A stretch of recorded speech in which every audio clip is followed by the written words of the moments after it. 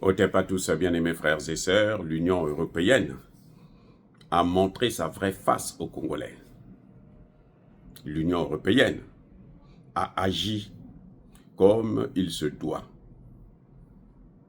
pour confirmer que ce sont eux qui sont derrière Paul Kagame.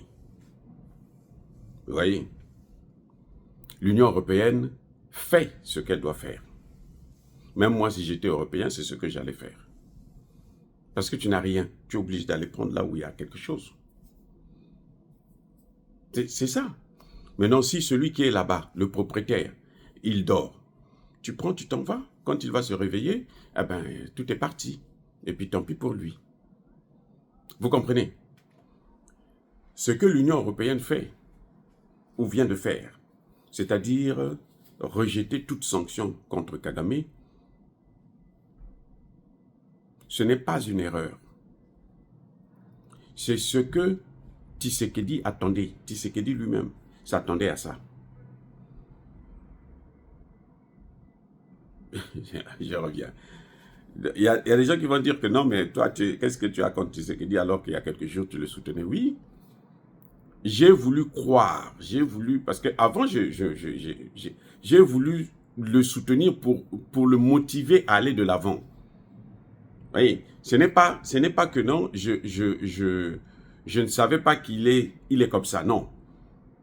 Je vous avais déjà dit que soit il est maudit, soit il est complice, c'est tout, il y a deux choses. Mais il n'est pas du tout maudit, il est seulement complice de ce qui se passe à l'Est. Il n'y a que Tshisekedi et quelques ignorants en géopolitique qui pouvaient croire que les Européens vont sanctionner Paul Kagame. Paul Kagame, c'est le bras armé de l'Europe. Écoutez bien, Paul Kagame, c'est le bras armé de l'Europe. C'est-à-dire que l'arme que Paul Kagame utilise pour tuer les Congolais, pour prendre les terres des Congolais, cette arme-là vient de l'Europe et des États-Unis. Vous voyez? Maintenant, demander à l'Europe et aux États-Unis de sanctionner Paul Kagame, ça veut dire que vous êtes en train de couper votre propre main pour qu'elle ne puisse plus tirer. Je reprends. C'est-à-dire que le bras armé de l'Europe et des États-Unis, parce qu'il n'y a pas que l'Europe, hein, l'Europe et des États-Unis, en RDC, ça a pour nom Paul Kagame, a pour nom Museveni, a pour nom Ruto. Maintenant, vous dites que, puisque Paul Kagame, il est le plus idiot parmi eux, donc c'est lui qui montre sa tête. C'est la face visible de l'iceberg. La face cachée, vous avez les Museveni, Ruto, vous avez les Américains, les Européens. Donc les Européens mettent l'arme dans les mains de Kagame. Ils disent, allez, va, neutralise-moi tout ce monde-là. Et puis, Tshisekedi vient, à supposer que Tshisekedi n'était pas avec eux, à supposer. Hein? Il vient, il demande à la France, mais la France, écoutez, votre bras armé là est en train de tuer mes enfants. Donc, soit vous lui enlevez l'arme, soit vous lui coupez le bras.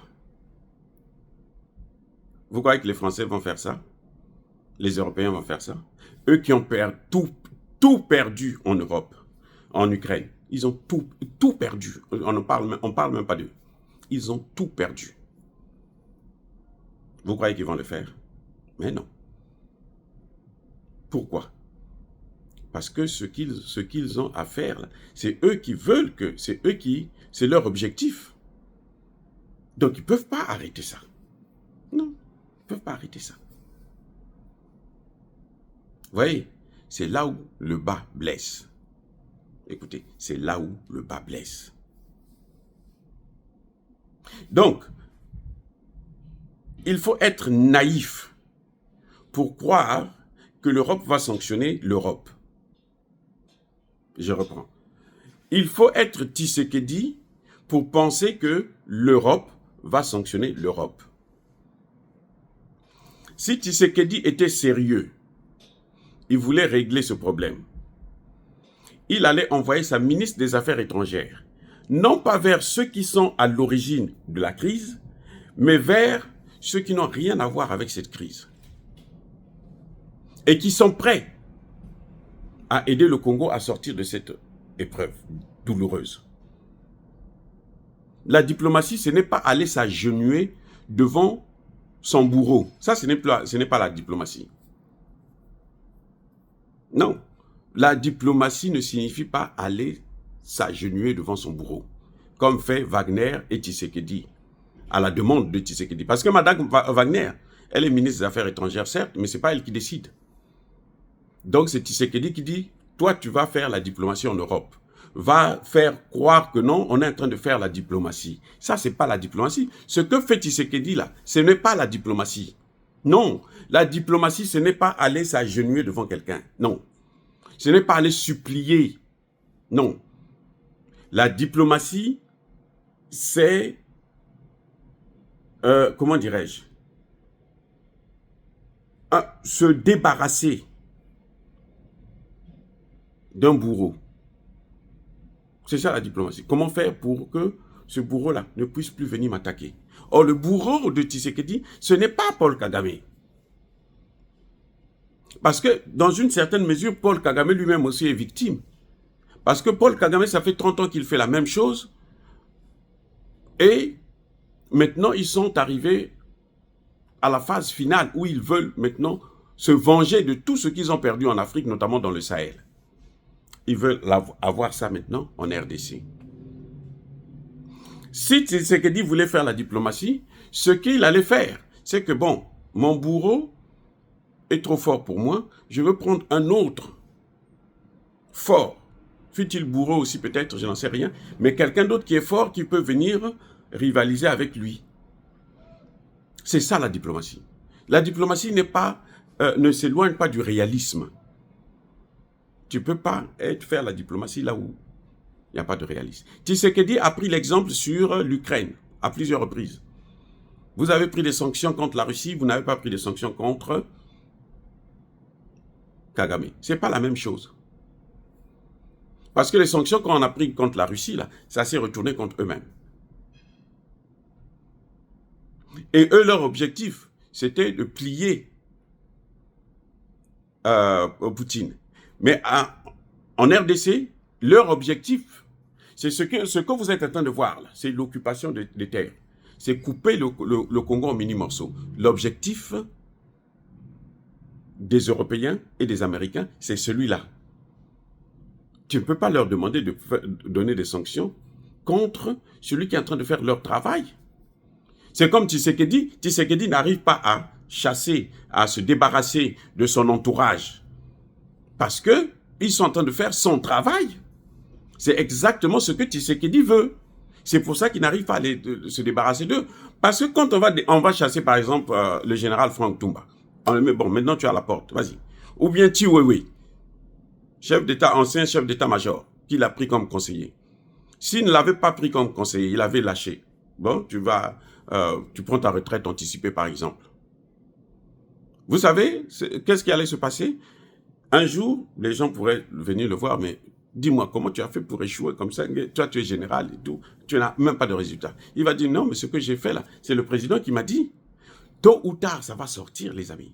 Tôt ou tard, vous allez vous rendre compte que c'est Tshisekedi lui-même qui manipule ses collaborateurs, qui leur demande de faire le travail qu'ils sont en train de faire, qui crée les conditions pour qu'il puisse y avoir le chaos, pour que l'Est de la RDC puisse partir. C'est Tshisekedi qui crée les conditions. Comment et pourquoi il crée les conditions? Parce qu'il est avec les Occidentaux. Il se cache. Nous allons privilégier la voie du dialogue. Mais parle donc avec Kagame. Entendez-vous avec Kagame? Vous êtes tous des Africains. Vous avez besoin des Européens pour parler? Non, je ne dialogue pas avec Kagame. Oh. Mais tu ne dialogues pas avec Kagame, mais pourquoi tu privilégies la voie du dialogue? Tu ne peux pas privilégier la voie du dialogue alors que tu ne veux pas dialoguer en même temps avec celui qui est en train de t'agresser. Ça veut dire quoi? Ça veut dire que dans le fond, toi, tu veux te faire agresser. Le problème, c'est que tu n'es pas capable de prendre tes responsabilités. C'est ça, Tshisekedi. Il n'est pas capable d'assumer ce qui est en train de se passer dans l'Est. Il garde, il ne veut pas virer, il ne va virer personne. Il ne veut pas les virer tous. Vous savez pourquoi? Parce que il veut les contrôler pour qu'ils ne puissent pas sortir pour aller demain dire que bon, trahir le secret.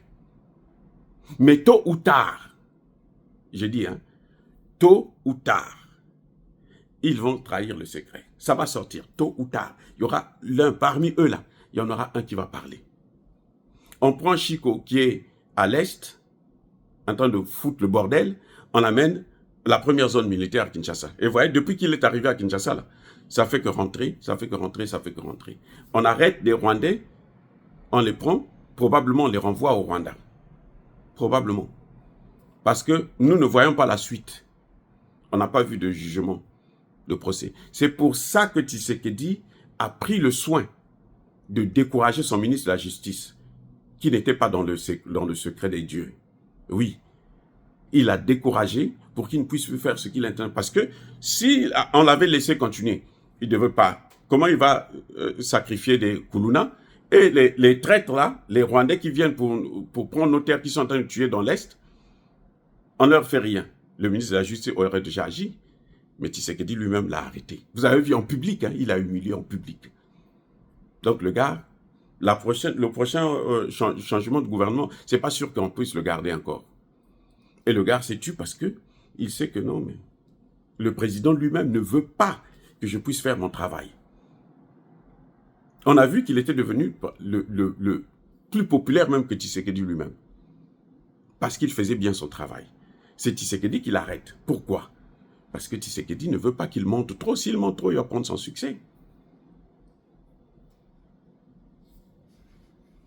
C'est Tshisekedi lui-même qui est en train de balkaniser le Congo. C'est ça. Et la grande magie des Occidentaux, c'est de toujours trouver quelqu'un qui va jouer leur jeu. Ça, c'est la plus grande magie des Occidentaux. Là, ils sont imbattables. Ils vont toujours prendre des clowns dans nos pays-là qui vont nous massacrer. C'est dommage de le dire, mais il faudrait que nous puissions regarder les choses en face. Sinon, on va continuer à rêver. Ça fait combien de temps que tout le Congo entier demande, ne serait-ce que de faire partir la MONUSCO? Qui l'a arrêté? C'est Tshisekedi lui-même. C'est Tshisekedi qui ne veut pas. Comme il ne veut pas, mais qu'est-ce qu'on peut faire? Vous pouvez aller les prendre, les chasser? Non. Les gens sont sortis, ont marché. Tshisekedi a envoyé l'armée pour les mater. On a même tué des gens. Parce qu'ils veulent faire partir la MONUSCO. Ça veut dire quoi? Ça veut dire que le problème du Congo est dans les mains de Tshisekedi. C'est Tshisekedi lui-même qui veut balkaniser le Congo. Il est d'accord avec les Occidentaux. Le problème qu'il y a, c'est que les Européens sont en train de faire ça là. Parce que Trump est concentré sur un grand dossier qui est celui du dollar qu'il faut sauver. Quand Trump va finir, il n'a pas encore dit son dernier mot sur la RDC. Les Européens là, vous voyez comment ils sont en train de bouder là sur l'Ukraine. Ils vont aussi bouder sur la RDC. Ne vous en faites pas. Ça, j'en suis sûr. Il ne va peut-être pas arrêter le processus parce que ce sont les Américains qui ont commencé avec ça, notamment Bill Clinton. Mais en tout cas, il ne va pas laisser les Occidentaux tirer le gros profit là-bas, en RDC. Soyez bénis, abondamment bénis par le Dieu des Kémites. Ça ne fait que commencer.